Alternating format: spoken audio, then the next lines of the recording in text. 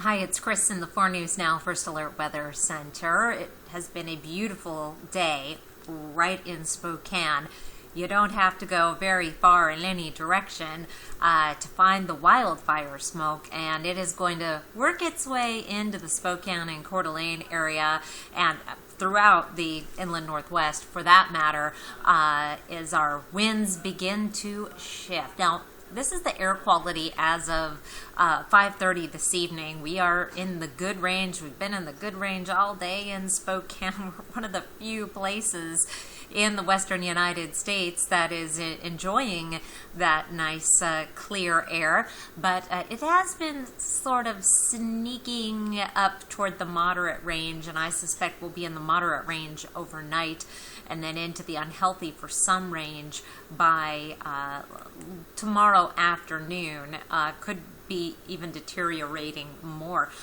Here's a look at our smoke and wind conditions currently. Again, this is as of, I'm recording this shortly before 6 o'clock, and you'll see that we are in a light smoke. There is a little bit of a haze on the horizon and indications that there is some smoke in the atmosphere around the Spokane and Coeur d'Alene area as well. But it actually isn't as bad, the air quality readings in the central part of the state, as they were this time yesterday when we were very much into that thick smoke. We are going to be seeing some changes. As I zoom out, you'll see things really get bad, particularly down around Portland and Eugene and Vancouver, Washington, and it is that smoke that is going to be working its way into eastern Washington on light southwesterly winds. There is a super plume of smoke, just a tremendous amount of smoke right there over southwestern Washington and into northwestern Oregon, and those southwesterly winds will start bringing that smoke slowly into the Spokane area. I just want to show you, this is a sky cam from this evening at the University of Oregon. Creepy, there's no kids on campus, of course, but also that dense smoke. And this is a recent picture from Yosemite National Park. There is a mountain.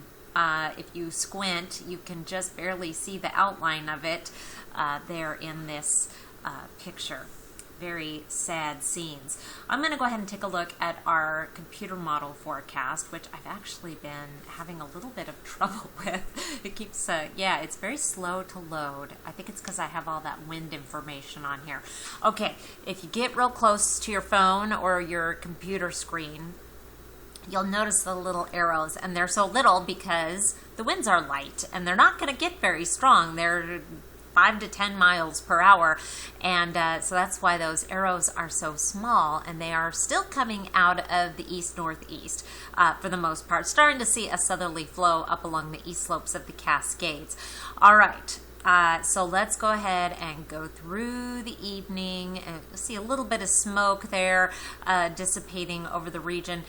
Now, here is 8 o'clock tomorrow morning. You'll notice now the arrows are coming or pointing north, coming from the south, and that is going to start to bring some of that smoke in from Oregon. You'll likely notice our air quality going downhill as early as tomorrow afternoon, but I think it's going to be tomorrow night and into Saturday where we really run into some problems with our air quality.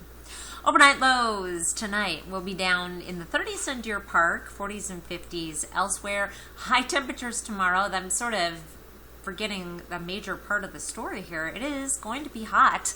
We're close to 90 degrees tomorrow around Spokane and Coeur d'Alene. Temperatures more than 10 degrees above average, and it does get even hotter in the forecast as we take a look at the 7-day outlook. We are heading up to high temperatures up around 90 degrees. Oh my goodness. I wish my computer wasn't doing this. I did the old hard reset, the power cycle, as our engineers call it, and it just it's moving a little slow. It's not my favorite thing.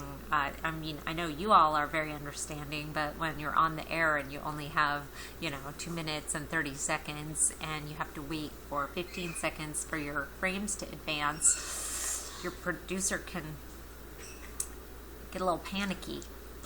Hazy and smoky through the weekend. I think that is a good bet. Obviously, the fire behavior is one factor. This is just based on atmospheric conditions.